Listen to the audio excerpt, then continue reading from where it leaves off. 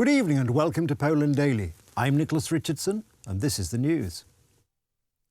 Former Foreign Minister Radosław Sikorski claims that in the early days of the war, the Law and Justice government was thinking of partitioning Ukraine. This is not the first scandalous statement by a prominent civic platform politician, which the Kremlin propaganda is eager to exploit. Do you believe the Law and Justice government thought of a partition? I think it had a moment of hesitation in the first 10 days of the war then, when we all didn't know how it would go. Prime Minister Mateusz Morawiecki reacted to the statement in harsh terms, demanding that opposition politicians disassociate themselves from such a narrative. Radosław Sikorski's statement is no different from Russian propaganda. The former foreign minister must weigh his word. I expect these disgraceful statements to be retracted. I call on the opposition to disassociate itself from Radosław Sikorski's statements. However, the civic platform remains silent for the time being, and the spokesman for Law and Justice, Rafał Bocianek, points out that Donald Tusk is also avoiding answering questions about the PO-PSL government's business and political links with Russia. Poland's actions under the direction of Law and Justice have from the very beginning been directed towards helping Ukraine and its people, and above all military support to preserve its territorial integrity. We ask why, when he was Prime Minister, he made extremely unfavourable decisions regarding Poland's military and energy security. Today, after Radosław Sikorski's lying statement, it raises another 11th question: on whose orders is such disinformation being spread by civic platform politicians? This is not the first time Radosław Sikorski has bought into the Russian narrative, which is then reproduced by the Kremlin and its affiliated media. When the Nord Stream gas pipelines exploded, Sikorski suggested that the US was responsible. Thank you, USA.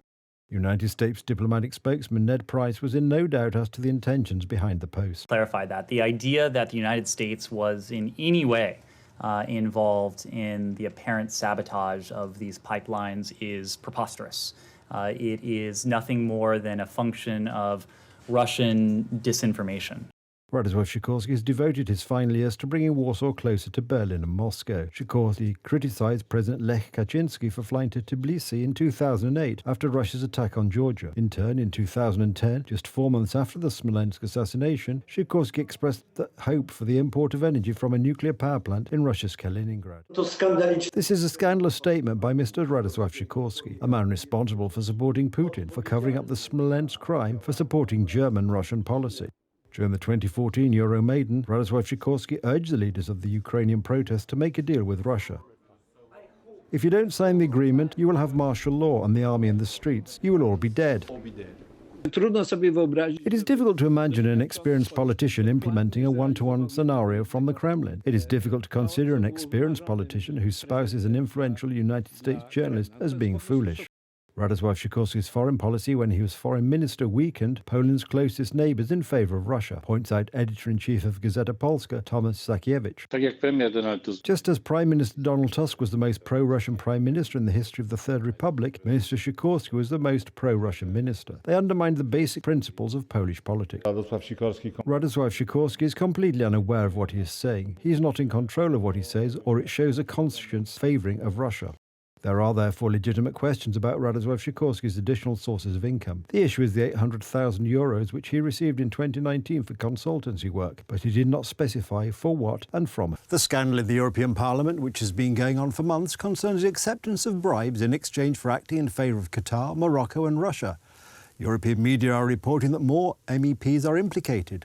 The chairman of the LIBE committee, from which resolutions attacking Poland were coming out, Juan Fernando López Aguilar, was said to have received instructions from people linked to the affair.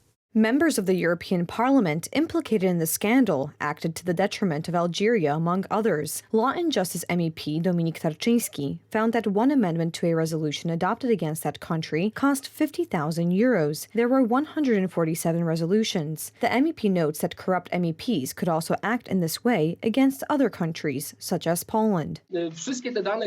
All this data that appears every day, because you can see that these journalistic investigations as well as other investigations are going on, they point to people from the socialist group mainly, who are most involved in the attacks on Poland. The Ogdiario portal published a video yesterday indicating the involvement of Spanish MEP López Aguilar in the scandal. The video shows the MEP receiving instructions from Kylie and Tarabella. According to journalists, Aguilar controlled the voting process regarding visas for Qatari citizens. MEP López Aguilar was one of the leading critics of the Polish government. From the European Parliament's Committee on Civil Liberties, Justice and Home Affairs, that he headed, came resolutions that worked against Poland. The MEP has never hidden his sympathy towards Polish opposition politicians.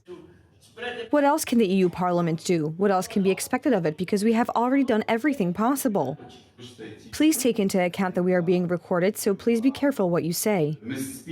The final extent of the Qatar-Gate scandal is not yet known, but according to Polish MEPs, it proves that the activities of some politicians were the result of corruption. This shows that if it was possible to act for the interests of Qatar-Gate, then maybe also against the interests of Poland. There are increasing indications that the Pegasus system played a major role in uncovering evidence in the Qatar-Gate scandal. The legality of the use of this software is being examined by a special committee of the European Parliament. Its members have in the past accused the Polish government of illegal use of the software, but none of those allegations have been proven. This group, which was broken up today by Belgian investigators, was also involved in order to pin the alleged scandal of the use of the Pegasus system precisely on Poland and Hungary. The problem is that the same group ensured that it was precisely the European Parliament's Pegasus Inquiry Committee that did not look into the Moroccan case. It was a key culprit in using the Pegasus system to illegally gather hacks on European leaders. Brussels has long made baseless accusations against Poland over alleged violations of the rule of law. These have been the main arguments used to refuse to disperse funds from the National Reconstruction Fund to Poland, despite the fact that Poland has met a number of conditions set by Brussels. However, as new threads of the Qatar-Gate scandal are revealed, the real reason for the intransigence of the Brussels elite is becoming clearer. Yesterday, German Foreign Minister Annalena Baerbock said that if Poland decides to hand over the tanks, the German government will not object. Prime Minister Mateusz Morawiecki, when asked about these words, said that the pressure makes sense. On Friday, Morawiecki announced that if Germany does not agree to transfer Leopards to Ukraine, Poland would send its tanks anyway, because Ukraine cannot be allowed to bleed before Poland's eyes. So far, no one has asked us, but if we were asked, we would not stand in the way. I understand how important these tanks are. We are fully aware of that. That's why we are in consultations with all our partners. We want to help Ukraine liberate its territory.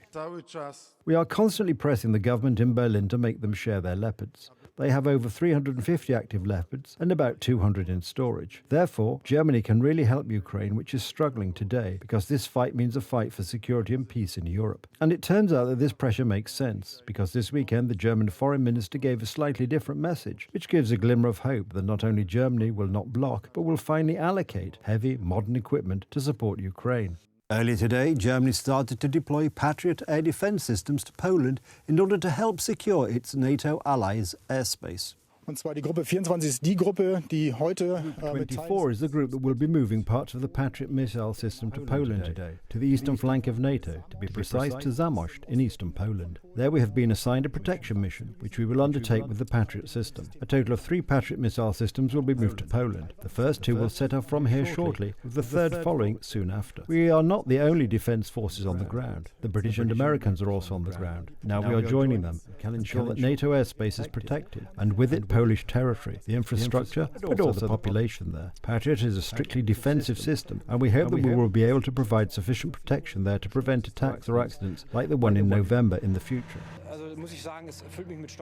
Well, I have to say that it fills me with pride when I see the men and women here, how they have prepared the missile system for deployment and are now successfully starting the mission, and will then also carry it out and then bring it to a conclusion and make a really meaningful contribution to the protection of our allies and ultimately also of Germany. We must not forget that. The deployment is scheduled for 6 months initially, with training of the Ukrainians on the Patriot system running at the same time. That's the news. Thank you for watching. Stay with us for the weather, Poland Daily Business and more programmes. But from me, it's have a good night and a better tomorrow.